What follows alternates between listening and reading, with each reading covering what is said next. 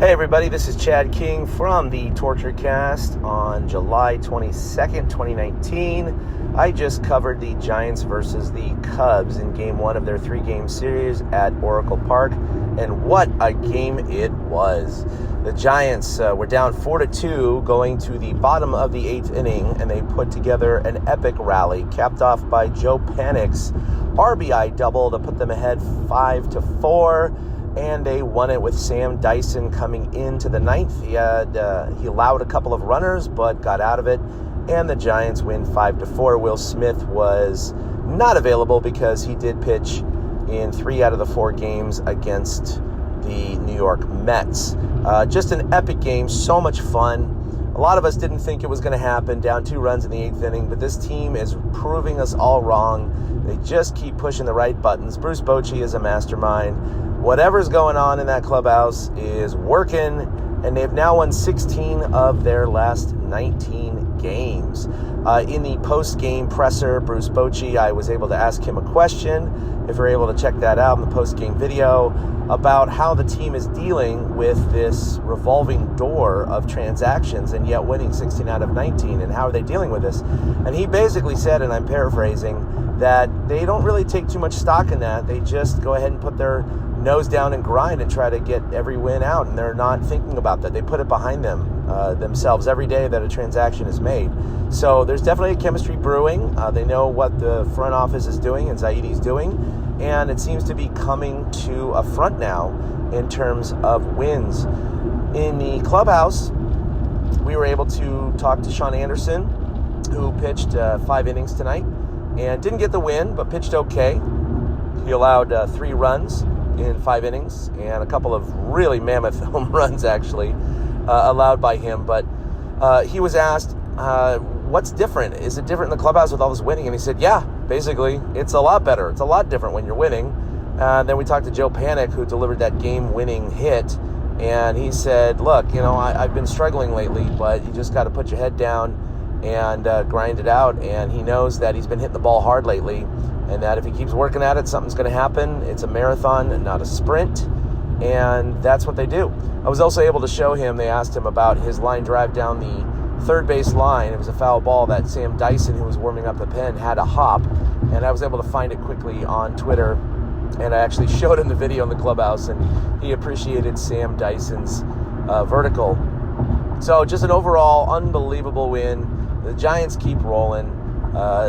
Walking down the clubhouse, it was just a great vibe in there. Dry ice smoke going, Aria Grande playing. It was just a great scene. I was able to talk with those players, walked by Bruce Bochy, gave him a big wave in his office. I kind of regret not going back in there and just talking to him a little bit off the record, but I don't think they appreciate a blogger coming in there and taking up his time.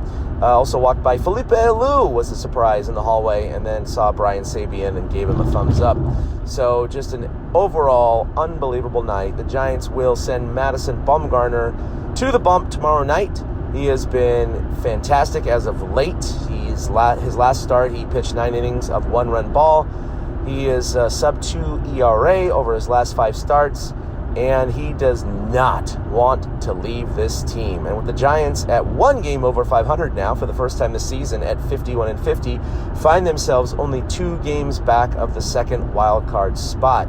So, look, the reality is the Giants only have 6 more games until the trade deadline.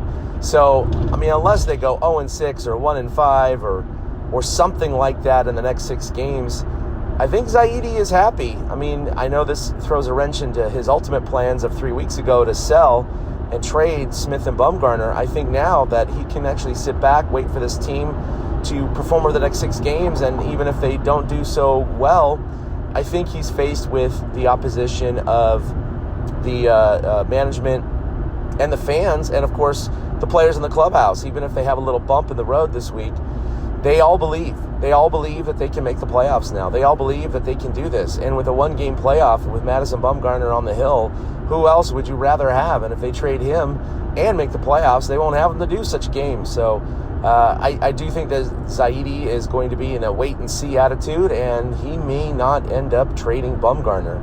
And his friend, Tim Flannery, penned a blog on his music page earlier this week talking about how he wants the Giants to take care of his friend Madison Bumgarner. And there's two ways to do that. One, sign him to an extension, which I don't think Zaidi's going to do at this point. Not that he's not worth it, but I think he does want to clear the decks of a lot of salaries. Or trade him to a contender so it waives his compensatory draft pick should the Giants not trade him. He plays out the season. And then if he signs with a team before June 1st next year, the Giants will be owed that compensatory draft pick, which may scare some teams off to the point where they do not sign Madison Bumgarner, and that's going to hurt his overall contract, the money he's going to make, et cetera, et cetera, et cetera. So the reality is Madison Bumgarner wants to stay a Giant, wants to retire a Giant, wants to win with the Giants, and I think it's forcing Zaidi's hand right now. I would not be surprised, even if the Giants win every game this week, if he were to trade Will Smith. But that would be an interesting dilemma because Will Smith himself has been near perfect as a closer, one of the best in the National League. And with all of these one-run games they're winning, they really do need Will Smith to win these games. And the wild card usually comes down to, an 88, 89 win team. The Giants still have to play a lot better, not better than 15-3 or 16-3, but better than 51-50 to make that wild card spot. And if they blow a couple of saves here and there, if they trade Will Smith, that's going to come back to bite him in the butt.